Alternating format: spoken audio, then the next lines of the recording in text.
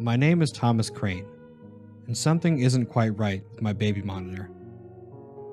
We picked up the monitors a few months before my son John was going to arrive. I ended up putting the monitor in my game room.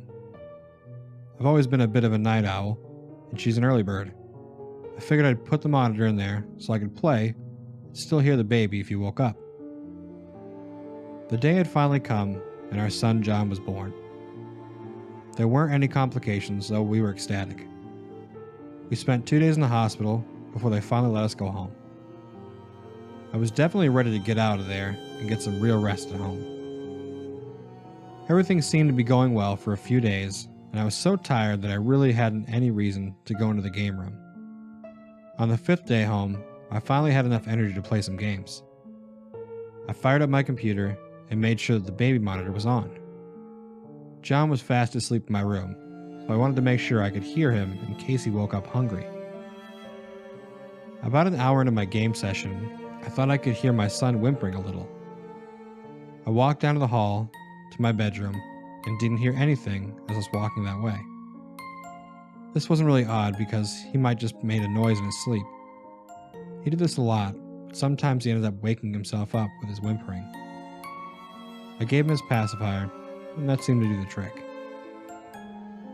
Another hour passed, and I could have sworn I heard my name come over the monitor. It sounded a lot like my girlfriend Linda, so I got up again and went to the bedroom. I figured she knew the monitor was on, and she could get my attention using it. I walked into the room and whispered to her what she needed. She didn't respond, so I shook her awake and asked if she needed me. She looked annoyed and rolled back over to sleep. I must have just thought I heard something.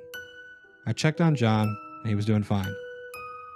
I had about an hour more until he needed to eat again. Back to gaming. 30 minutes into the next session, and I could hear the baby screaming his head off. I shot out of the chair and ran over to my bedroom. As I was running through the hall, I thought it was kind of odd because I couldn't hear John. I walked into my room, and just like before, John was passed out. Was I hearing things again? I figured that was enough games for me and went to make my son a bottle. I fed him and rocked him back to bed, and then went to sleep myself. I woke up the next day and told Linda about hearing weird things on the baby monitor. She said I was probably getting sounds from the game mixed up with sounds from the monitor. It sounded plausible enough for me, so I just let it go. The day was pretty uneventful, and I found myself with enough energy again to play some games again.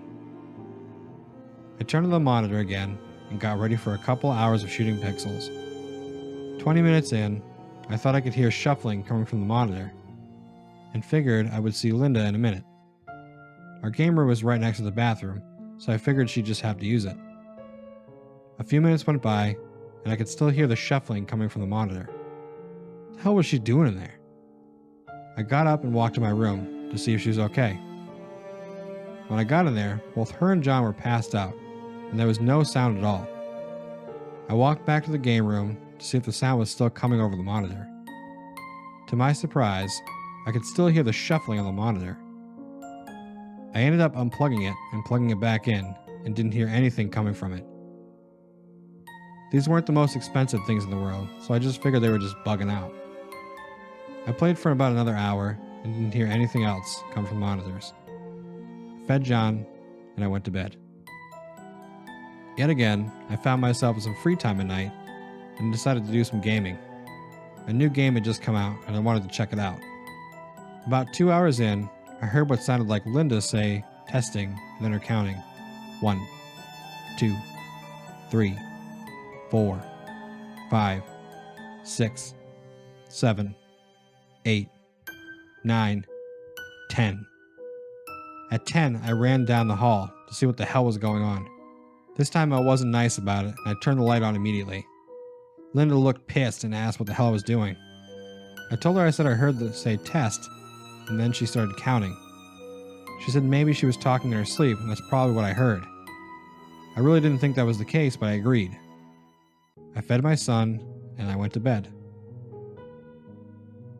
I woke up and needed to come up with a plan to figure out what the hell was going on in my room when I wasn't in there. Why was someone counting? I decided to pick up a second set of monitors, just like the first, and swap them around so I had a monitor and receiver in the game room and my bedroom. My hope was that I would be able to hear what was happening in both rooms. I set up both monitors for the night and sat down to make it seem like I was going to be playing video games. This time I heard she's sleeping. Then I heard we have 10 seconds. It sounded like someone was messing around with one of the windows in my bedroom. 1 second later, I could hear Linda screaming. I hopped out of my chair and ran into my room. I saw a man standing in the corner of the room, close to my son. I told Linda to call the cops, and I grabbed the baseball bat that was near the door to my room. I asked him what the hell he wanted, and he didn't say a thing. I yelled again, and that's when my son John woke up and started crying. This seemed to shake the man out of whatever trance he was in. He tried to lean in for my son, and I slammed the baseball bat into his head. He dropped to the floor, and I heard a screaming from the window. I looked up to see a woman crouched on the windowsill. She had a blood-curdling scream and lunged at me. I wrestled with her for a moment, and she was tenacious. Linda yelled that the cops would be there in a minute, but the woman didn't budge. She just clawed at me and tried to slam my head into the floor. I was able to kick her off and go back to my feet. She then pulled a knife out from her jacket and lunged at me. She was able to connect, and I felt the knife pierce my shoulder. My body screamed from the pain, and I completely lost it. I threw her off of me and slammed her against the wall. She dropped the knife, and I tried to kick out her legs. I could hear the cops downstairs now, and my vision was starting to get fuzzy. I wrapped myself around the woman as best I could to keep her from getting to my family. Before the cops even made it to my room, I had passed out. I woke up in the hospital and saw Linda sitting next to my bed. I asked her if John was okay, and she said that he was fine. I asked her what the hell had happened, and this is what she told me. She said the cops showed up and were able to get me off the woman and detain her. They then checked on the man, and he was still alive. Apparently, I had just knocked him out. They then found their vehicle parked in front of the house and searched it. Before they even opened the doors, they could hear crying. When they searched it, they had found 2 babies inside the van. It looked like they had planned to sneak in through the window and take my son. I don't know what they planned to do with him after that, but I'm glad I don't have to find out. The police were able to get in touch with the other parents, and the children were returned. I never thought that the baby monitors would do much more than let me know that my son was awake and hungry, but thank God I had used them. The next time you hear something odd coming over the baby monitor, don't just write it off. If I had, my son wouldn't be here today.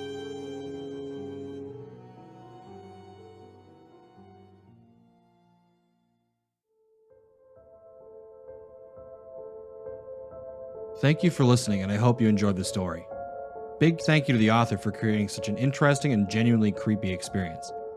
If you enjoyed the video, please subscribe or follow for more videos just like this one. If you'd like to support the channel, you can check out my Patreon link in the description below and know that I genuinely appreciate it. Follow me over on Twitter at podcast_fear or Facebook at Fear the Podcast. Thank you again for listening to the story, and until next time, always remember to face your fears.